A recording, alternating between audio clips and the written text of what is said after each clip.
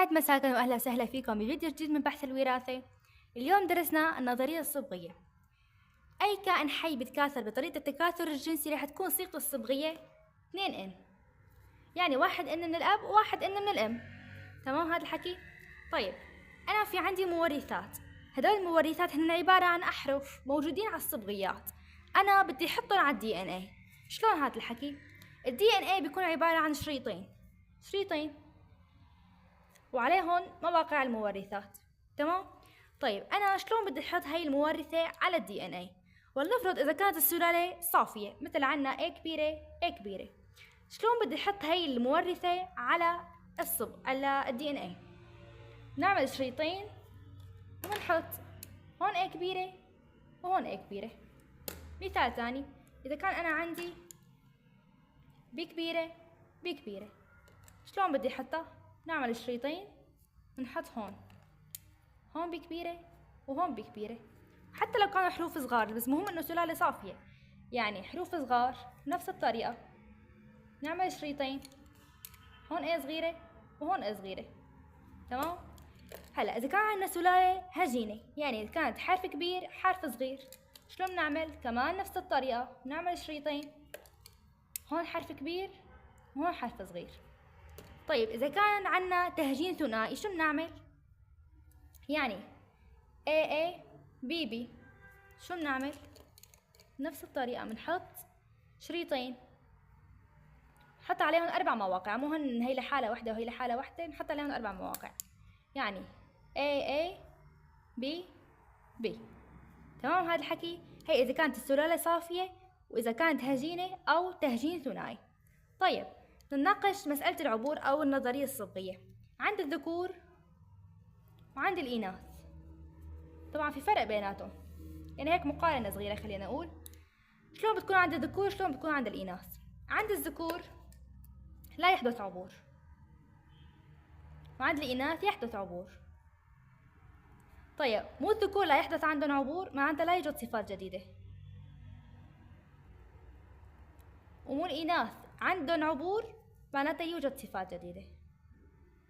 طيب شو معنات كلمة عبور؟ يعني إذا أنا قلت لك هدول أنا عندي هدول قلمين، هدول قلمين ساوي لي فيهم عبور، شو بتعمل؟ ساوي لي فيهم عبور عند الذكور. شلون بدي ساوي لك فيهم عبور؟ ما فيني ساوي لك فيهم عبور عند الذكور، ما فيني أعمل فيهم عبور، فبيضلوا مثل ما هنن، هي كلياتها وحدة وهي كلياتها وحدة. تمام؟ فهيك أنا ما فيني أعمل عبور عند الذكور، فبيساوي 2، إنه القلم الزهري كله لحاله 1 والقلم الأخضر كله لحاله 1، فصار عندي 2. طيب عند الإناث قلت لك ساوي لي عبور عند الإناث، شو بتعمل؟ بتفك الغطا من هاد، تمام؟ بتبدلون، بتحط الزهري هون والأخضر هون، هيك أنا عملت عبور عند الإناث. تمام؟ فشو صار عندي؟ صار عندي زهري من فوق وأخضر من فوق، زهري من تحت عفوا وأخضر من فوق، وأخضر من تحت وزهري من فوق، هيك صار عندي عبور عند الإناث. معناتها شو كم قديش بيساوي 4، لأنه 1 2 3 4، فعند الإناث 4 وعند الذكور 2، بنرجعهم مثل ما كانوا عند الذكور 2.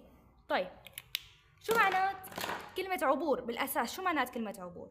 يعني أنا عندي نصفة من الأب وبيضة من الأم، هدول 2 بدهم يعملوا عبور، يعني بدهم يجتمعوا لحتى يشكلوا بيضة ملقحة، يعني بده يصير في جنين، يعني بده يصير في حمل. طب هذا الحكي كله وين بده يصير؟ بجسم الأنثى لما بجسم الذكر؟ أكيد عند الأنثى. طالما عند الأنثى يعني الأنثى رح يصير عندها حمل، الذكر ما حيصير عنده حمل، فطالما عند الأنثى معناتها هي رح يصير عندها عبور، يعني البيضة الملقحة رح تتشكل عند الأنثى، فهذا هو المقصود بكلمة عبور. تمام هذا الحكي؟ طيب ناخذ أمثلة. إذا أنا قلت لك عندي هذا المثال، عندي هون نعمل هيك، عندي هون A كبيرة A صغيرة، B كبيرة B صغيرة. تمام؟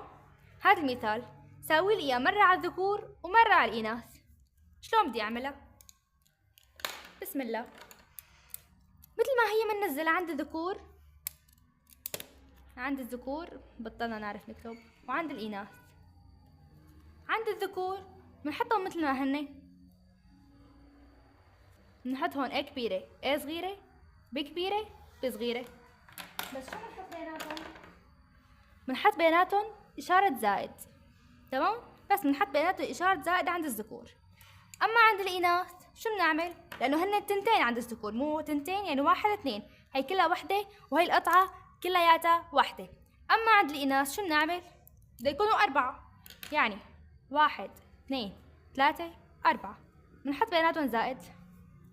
أول تنتين مثل الذكر، يعني بنحط المواقع. أول شي أول تنتين مثل الذكر، A كبيرة A صغيرة، B كبيرة B صغيرة. طيب آخر تنتين شو بدنا نعمل فيهم؟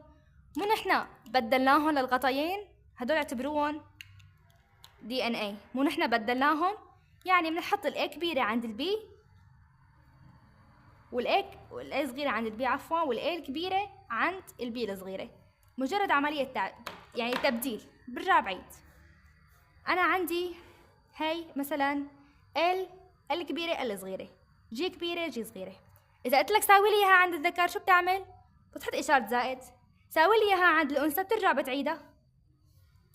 بتعيدها جنبها وبتعكسهم، بتحط هاد لهاد وهاد لهاد، يعني بتصير L صغيرة G كبيرة وL كبيرة G صغيرة. تمام؟ هذا الحكي هي عند الذكور هيك لحالها، وعند الإناث هيك. تمام؟ عرفتوا شو الفرق بين الذكور والإناث؟ إنه هي 4 وهي 2. هلا ناخذ مسألة لتوضيح على هذا الحكي. والمسألة بتقول: تم التهجين بين سلالتين من نبات البازلاء، الأولى طويلة ساق كبيرة والثانية قصيرة صغيرة، فكان الناتج الجيل الأول كله طويل ساق. اتفقنا إنه كلمة كله يعني سلالة صافية. هذا الحكي كله حكيته بالفيديو الأول، شرحته بالتفصيل الممل. اكتب حسب النظرية الصبغية. أول ما تشوفوا كلمة نظرية صبغية حطلكم عليها خط. أول ما تشوفوا نظرية صبغية كالآتي الحل. أول شي بنكتب ال5 سطور اللي علم تكونوا عليهم، انتوا اكتبون. السطر الأول بنحط طويلة ضرب قصيرة. طيب الطويلة قالوا لي كبيرة ضرب القصيرة قالوا لي صغيرة. طيب طالما السلالة صافية وعندي كلمة كله، يعني لازم تكرر نفسها. طيب لأن انتم ملاحظين انه انا بعدتهم عن بعض شوي. ليش بعدتهم؟ لانه انا قالوا لي اكتب حسب النظرية الصبغية، يعني انا بدي احط هون DNA بالنص. فشو بعمل؟ هون بحط DNA وهون بحط DNA وبعمل هي الشخطات. تمام؟ هلا طالما انا عملت بهي الطريقة، هي سلالة صافية وهي سلالة صافية، يعني 1 على 1 حرف واحد. بس بدل ما احطها بطريقة كسر حاخد DNA، يعني DNA وحدة حاخد خط واحد من الاثنين. يعني انا هون حاحط وحدة وانا هون حاخد من هدول التنتين وحدة، بيناتهم ضرب. ماشي؟ قبلتي صغيرة وبعدها كبيرة. تمام؟ بس اخذت قلم واحد، وهون اخذت، يعني خليني اقول قلم، يعني اخذت وحدة منه. تمام هذا الحكي؟